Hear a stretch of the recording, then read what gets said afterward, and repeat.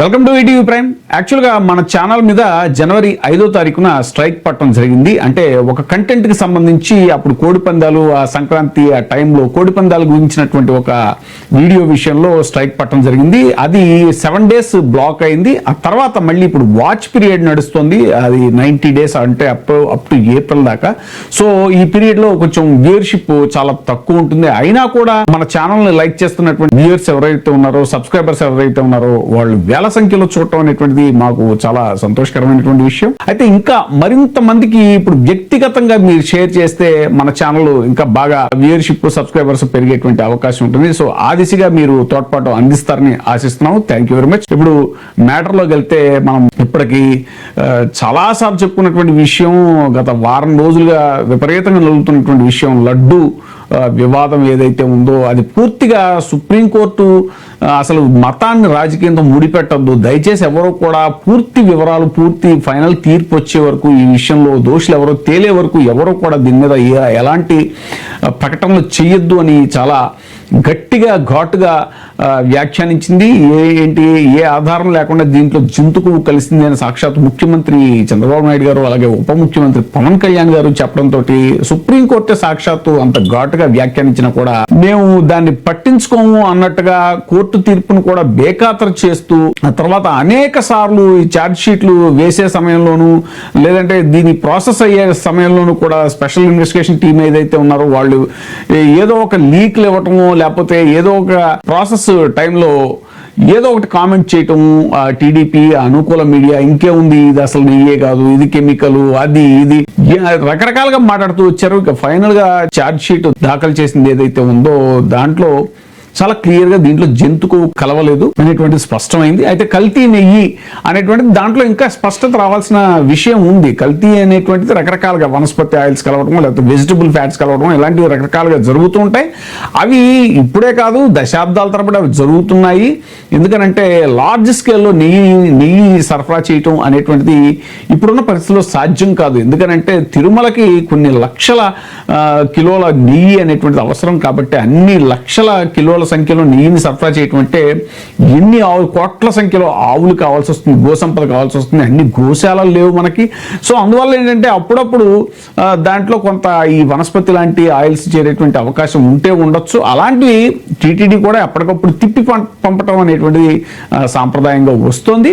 కానీ దాన్ని ఒక బూచిగా చూపెట్టి, అది కూడా ఏంటి, ఆ శాంపిల్ ఇప్పుడు ఈ సోకాల్డ్ ఇష్యూ అంతా జరుగుతుంది ఏ శాంపిల్ ఆధారంగా, అది టీడీపీ గవర్నమెంట్, కూటమి గవర్నమెంట్ వచ్చిన తర్వాత, మొన్న 2024 ఈ కూటమి గవర్నమెంట్ వచ్చిన తర్వాత ఓ ట్యాంకర్ వచ్చింది. ఆ ట్యాంకర్కి సంబంధించినటువంటి శాంపిల్స్ ద్వారా ఇవన్నీ జరుగుతున్నాయి. కానీ అంతకుముందు వైసీపీ హయాంలో కూడా ఆ నెయ్యి వాడి ఉంటారు అని అంటే ఆ శాంపిల్సే లేవు కదా, అసలు టెస్ట్కి పంపడానికి కూడా శాంపిల్స్ లేవు. కానీ ఇప్పుడు వచ్చిన శాంపిల్ ఆధారంగానే ఇదే డైరీ అప్పుడు కూడా సప్లై చేసింది కాబట్టి అప్పుడు చేసి ఉండొచ్చు అని. కానీ అప్పట్లో కూడా చాలాసార్లు ఇలా వనస్పతి ఆయిల్స్ ఏవైతే అడల్టరేషన్ జరిగి ఉంటుందో, ఇది వెజిటబుల్ ఫ్యాట్స్ తోటి వాటిని తిప్పి పంపిన సందర్భాలు చాలా ఉన్నాయి. అది రికార్డ్స్లో కూడా ఉంటుంది. కానీ అవేమి మాకు టెక్నికాలిటీస్ ఏం వద్దు, వాస్తవాలు ఏం వద్దు, మేము అరిచి గీ పెడతాం, మేము దాడులు చేస్తాం, మేమంతే, మేము అనుకున్నదే చేస్తాం అన్నట్టుగా కూటమి ప్రభుత్వం, ముఖ్యంగా టీడీపీ ప్రభుత్వం తన అనుచరులతోటి, తన శ్రేణులతోటి ఇప్పుడు వైఎస్ఆర్సీపీ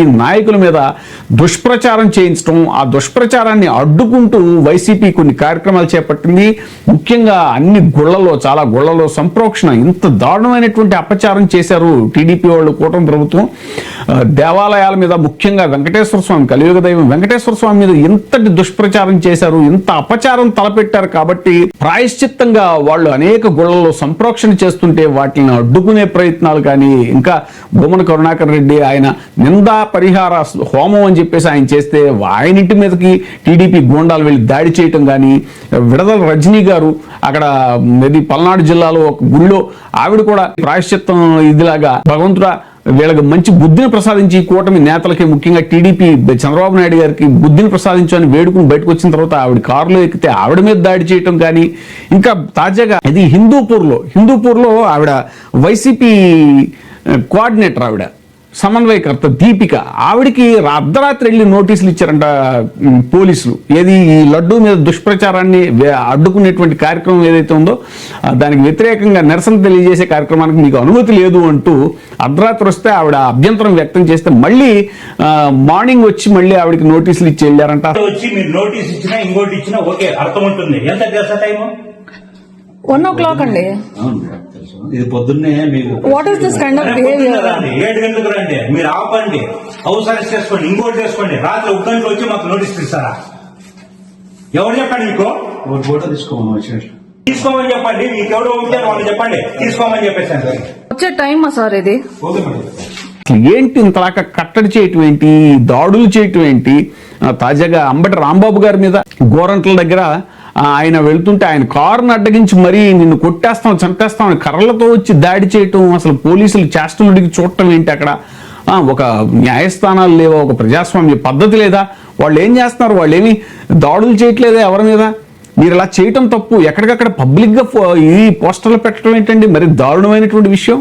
అసలు దేవుణ్ణి ఇంత దాకా తీసుకురావడమే, మతాన్ని రాజకీయంలోకి లాగటమే సుప్రీంకోర్టు తప్పని చెప్తే బయట ఎక్కడో టాయిలెట్స్ దగ్గర కూడా బోర్డులు పెట్టడం ఏంటి?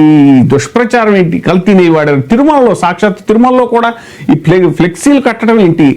వీళ్ళు ఏమంటున్నారు వైఎస్ఆర్సీపీ నాయకులు, మీరే చేశారు, దొంగ దొంగ దొంగ అని అరవటం ఏంటి? మీరు చేసి తప్పంతా మీరు చేసి ఇప్పుడు మళ్ళీ తిరిగి నింద మా మీద వేసే ప్రయత్నం చేస్తుంటే దాన్ని మేము అడ్డుకోబోతే మా మీద దాడులు చేయటం ఏంటి అనేటువంటిది వైఎస్ఆర్సీపీ శ్రేణుల నుంచి విపరీతమైనటువంటి ప్రతిఘటన వస్తుంది. అయితే ఈ ప్రతిఘటనలో పాల్గొమని టీడీపీ నాయకులు కూడా వైసీపీ వాళ్ళని ప్రతిఘటించాలి అని చెప్పేసి అధిష్టానం నుంచి ఆర్డర్స్ వెళ్తే చాలా మంది టీడీపీలో ఉన్న వాళ్ళు కూడా భక్తులు ఉంటారండి, హైందవ భక్తులు ఉంటారు, వెంకటేశ్వర భక్తులు అన్ని పార్టీల్లో ఉంటారు. వాళ్ళు లేదు ఇప్పటికి జరిగిందే చాలా పెద్ద అపచారం, దీంట్లో ఖచ్చితంగా మన పార్టీదే తప్పు ఉంది అని చెప్పేసి వాళ్ళు ఈ ప్రతిఘటన కార్యక్రమాలకు కూడా కొంతమంది ఎవరో ఈ దాడులు చేసేవాళ్ళు వాళ్ళు వెళ్తే వెళ్ళి ఉండొచ్చు, కానీ టీడీపీకి పార్టీకి చెందిన వాళ్ళు కూడా చాలా మంది ఈ ప్రతిఘటన కార్యక్రమాలకి దాడుల కార్యక్రమాలకి దూరంగా ఉంటున్నారు అనేటువంటిది సమాచారం. ఏదేమైనా సరే రాష్ట్ర వ్యాప్తంగా వైసీపీ శ్రేణుల మీద ఈ దాడులు జరగటం అనేటువంటిది చాలా దుర్మార్గం. దీన్ని ఖచ్చితంగా అన్ని పార్టీల వాళ్ళు ముక్తకంఠంతో వ్యతిరేకించవలసిన సమయం ఇది అని చెప్పేసి ఇప్పుడు రాజకీయ విశ్లేషకుల్లో పరిశీలకుల్లో జరుగుతున్నటువంటి చర్చ. చేసిన ఆరోపణలు నిజం కాదని వారికి కూడా అర్థమై ఈ కార్యక్రమం చేస్తున్నారు. అయినా వాళ్ళు దుష్ప్రచారం చేసే కార్యక్రమం, వాళ్ళకు మీడియా బలం ఉంది, ప్రభుత్వం ఉంది, పోలీసు యంత్రాంగం ఉంది, దాన్నింటినీ బుల్డోజ్ చేసి ఏదో దైవాన్ని మోసం చేశామనేటువంటి మాటలు మాట్లాడుతున్నారు. నిజానికి దైవాన్ని మోసం చేస్తున్నది చంద్రబాబు నాయుడు గారు. ప్రజలు గమనిస్తున్నారు. హిందూ ధర్మాన్ని తెలిసిన ప్రతి పౌరుడు దీన్ని గమనిస్తున్నాడు. చంద్రబాబు చేస్తున్నటువంటి అరాచకమైన వాదాన్ని ఖండిస్తున్నారు. రిపోర్ట్ చూశారుగా, పశువు కొవ్వు పంది కొవ్వు ఉందా దానిలో? అది కదా ఇక్కడ ప్రశ్న, కోర్ ఇష్యూ. అయితే ఇంకో విషయం నేను చాలా సందర్భాలు చెప్పా, ఈ శాంపిల్స్ ఎప్పుడు తీసుకున్నాయి? చంద్రబాబు నాయుడు అధికారంలోకి వచ్చిన తర్వాత తీసుకున్నాయి.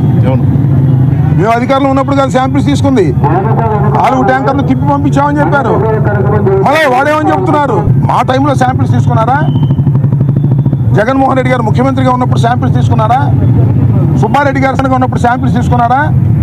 చంద్రబాబు నాయుడు గారు అధికారంలోకి వచ్చిన తర్వాత శాంపిల్స్ తీసుకుని 4 ట్యాంకర్లు తిప్పి పంపించారు. ఎవరు బాధ్యులు దీనికి? మేము బాధ్యులమా? మీ టైంలో జరిగిన దానికి మేము బాధ్యులమా? బలం ఉంది కదా అని వాదించి పారేస్తున్నారు. మేము డిఫెండ్ చేసుకోవాల్సిన పరిస్థితి ఏర్పడుతుంది. భగవంతుడు, మేము ఒకటే చెబుతున్నాం, భగవంతుడి ప్రసాదంలో పంది కొవ్వు కలవలేదు, భగవంతుడి ప్రసాదంలో పశువుల కొవ్వు కలవలేదు. ఇది దుర్మార్గం. అది చంద్రబాబు నాయుడు గారి టైంలోనే జరిగినటువంటి అంశం. దీన్ని ప్రజలు గమనించాలి, చర్చ జరగాలని కోరుకుంటున్నాం.